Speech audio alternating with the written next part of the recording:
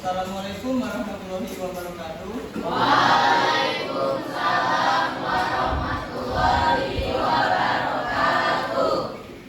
Selamat siang. Iya. Bagaimana kabarnya hari ini? Sehat?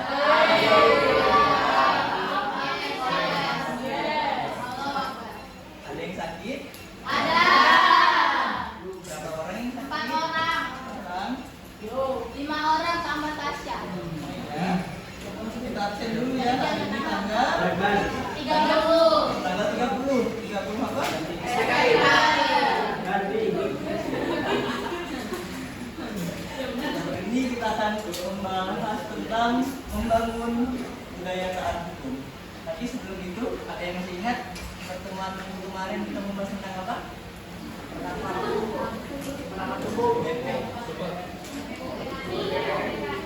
Bukan, terus Menko PKI. Menko PKI. Aktualisasi. Ada yang masih ingat BPU PKI itu dilaksanakan berapa kali? Berapa? 2 kali. Sidang pertama pada tanggal sampai terus sidang keduanya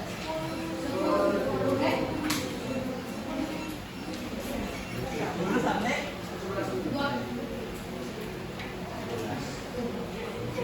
sampai 1 Juni kan?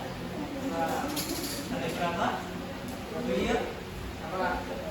Sidang keduanya sudah tanggal berapa? Sampai tanggal 17 apa?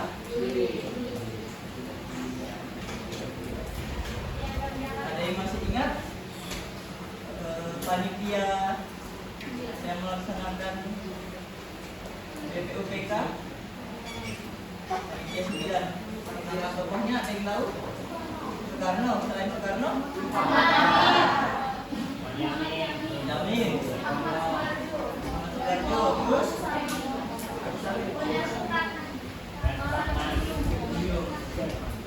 Kan?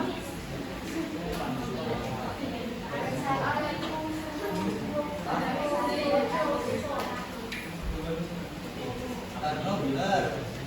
Terus ada lagi nih. Aryo Nigrat. Ada yang masih ingat nggak? Soekarno itu menyampaikan 5 sila kan? Apa aja? Bangsa Indonesia. Terus? Nasionalisme. Sepakat demokrasi. Terus? Tuhan yang Maha Esa. Itu dari Pak Soekarno. Kalau Muhammad Yamin?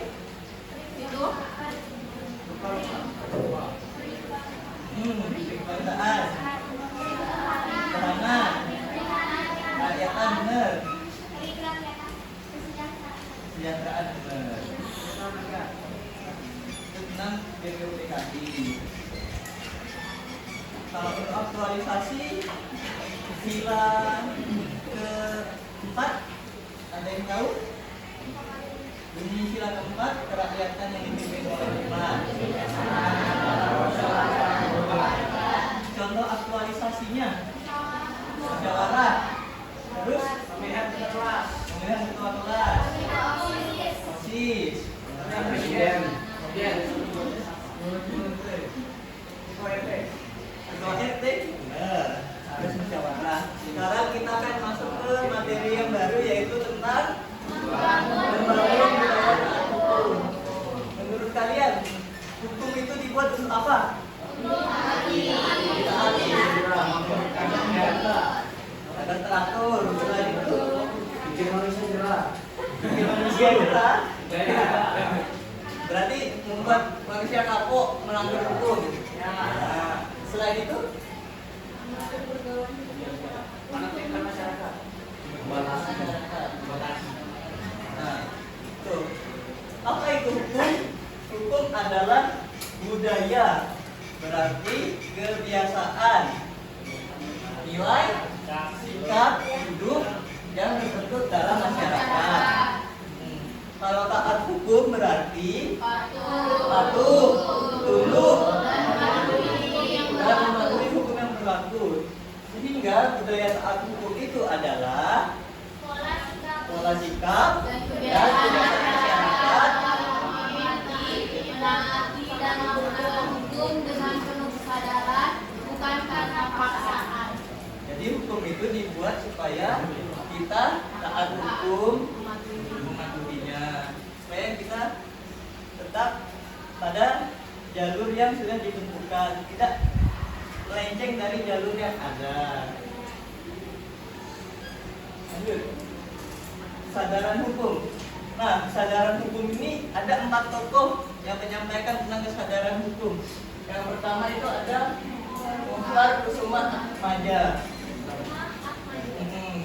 Dia mengatakan hukum itu adalah keseluruhan kaidah serta asas yang mengatur pergaulan hidup masyarakat dengan tujuan memelihara ketertiban yang meliputi lembaga, negara, dan proses guna mewujudkan berlakunya kaidah tersebut sebagai kenyataan dalam masyarakat.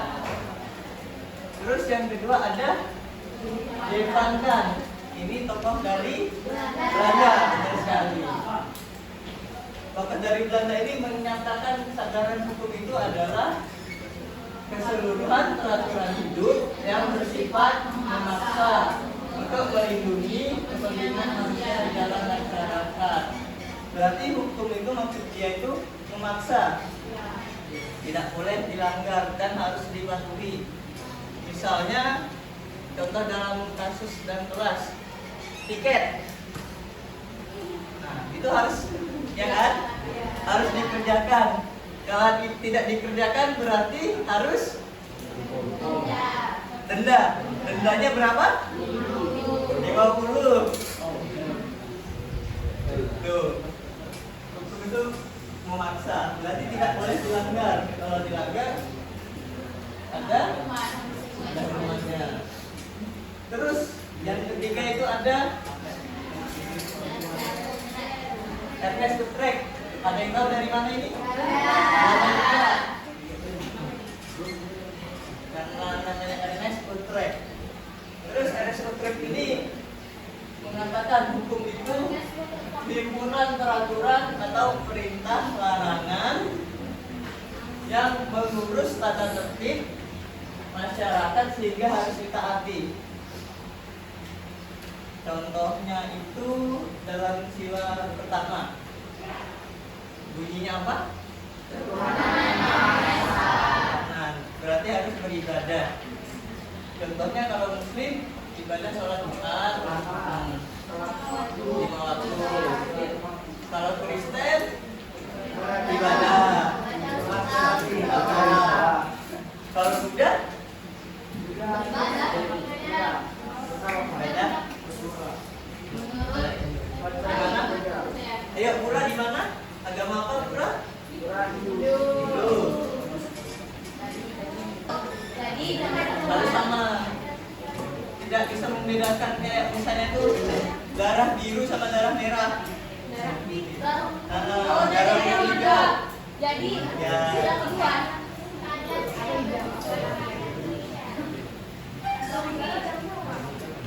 Jadi dia tidak bisa membedakan, harus sama, setara. Misalnya anak presiden, anak polisi, terus dia melanggar peraturan lalu lintas, tetap harus dilanggar, harus dihukum. Karena dia sama, karena dia sama. Dan itu juga tidak bisa, kita harus melepaskan walaupun dia anak polisi. Misalnya kalau dalam lingkungan sekolah itu banyak anak guru, dia melanggar tentang peraturan kelas, terus nggak dihukum. Ya, peraturan sekolah misalnya Ya guys.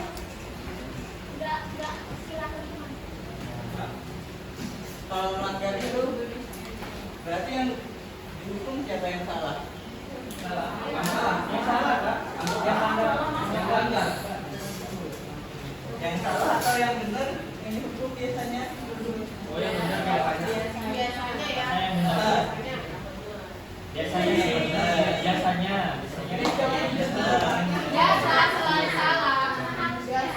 Selalu salah. Biasanya.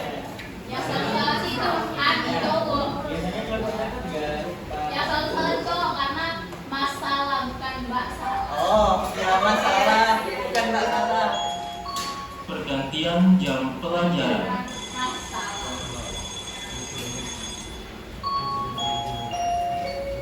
Terus yang 5, membangun kepercayaan dan stabilitas. Ada yang tahu maksudnya itu bagaimana? Membangun kepercayaan dan stabilitas. Membangun supaya kita percaya. Jadi hukum itu kenapa? Oh, itu kalau Misalnya apa? aku harus jujur. Jadi dalam jujur. Nanti dibohongin lagi. Posting berita yang Kayak hoax. nanti dia bakal kayak gitu lagi.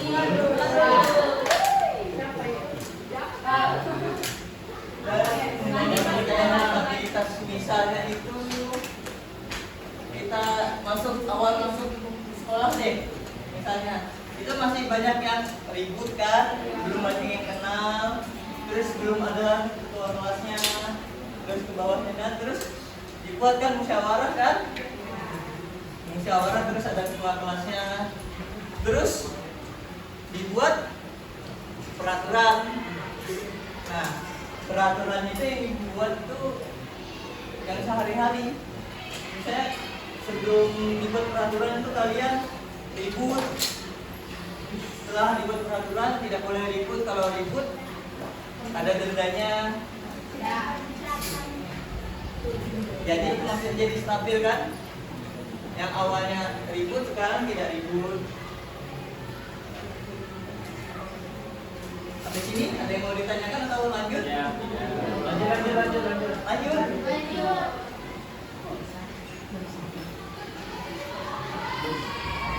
Nah, lanjut kita masuk ke tujuan hukum. Ada yang pertama itu ada Aristoteles. Tujuan hukum itu Aristoteles.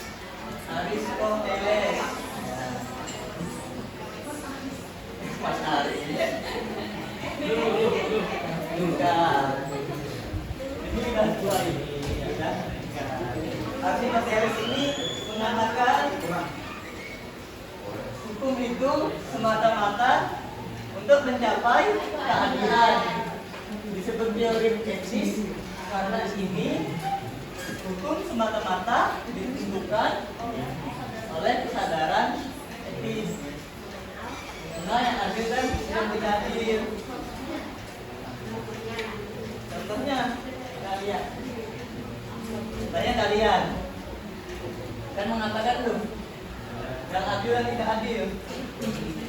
Ada yang melanggar peraturan, misalnya kita dalam kelas deh, peraturan kelas. Ada yang ribut, ada yang baring gitu kan. Misalnya kita bagi dua buku deh. Jadi yang di sini ribut semua, terus yang di sini diem. Terus ada yang di tengah, dia mengamati. Contohnya dia mengamati tuh. Tepuk meja. Terus yang kedua itu kan dia menyampaikan ini yang melanggar peraturan kelas ini gitu kan. Terus dia menyampaikan ke ketua kelas kan, yang ini ribut, yang ini nggak ribut. Terus setelah ditulis ketua kelasnya tidak menghukum. Berarti dia tidak adil. Tidak adil kan? Ya. Ya. Nanti kalau kita dihukum. sila tadi kan yang nggak Ayo. nggak keadilan. Sila keberapa? Maksud sila keberapa? Sila kelima. Kan dia nggak adil. Jangan adil. Jangan adil. Adil Kak. Apa?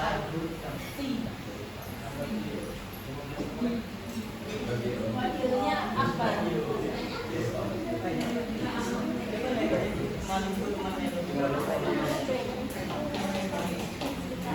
Sudah lanjut? Atau pertanyaan dulu?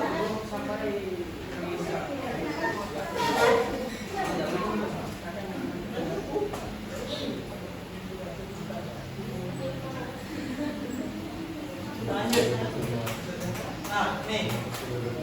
Adapun hierarki peraturan undang-undangan. Yang pertama pasti adalah undang-undang. Di bawah undang-undang ada namanya atau nama lainnya majelis perwakilan rakyat. Setelah ke bawahnya lagi adalah perpu. Jadi perpu itu bisa juga menjadi sumber hukum. Peraturan perundang-undangan. Contohnya ada yang tahu apa? Perpu. Ya. Contoh perpu. Ada yang tahu? Contoh perpu. Peraturan pengganti undang-undang. Perpu. Contohnya.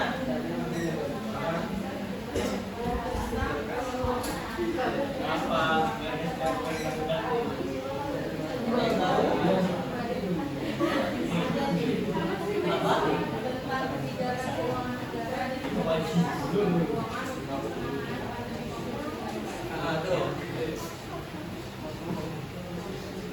Jadi misalnya itu kita tentang topik tadi kan. Jadi tidak boleh masyarakat harus terus diwajibkan untuk suntik vaksin. Ya kan? Penjelasannya tadi apa?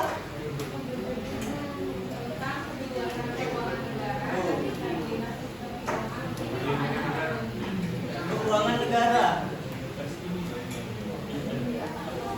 Misalnya itu dikasih budget itu. Misalnya kita dalam kelas deh.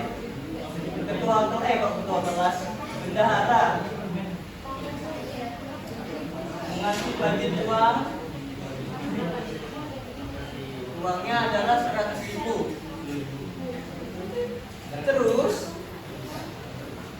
yang dikasih uang ini dia harus bisa untuk membeli peralatan kelas, misalnya alat sapu, terus spidol, penghapus, tapi harus budgetnya 100.000, tidak boleh lebih.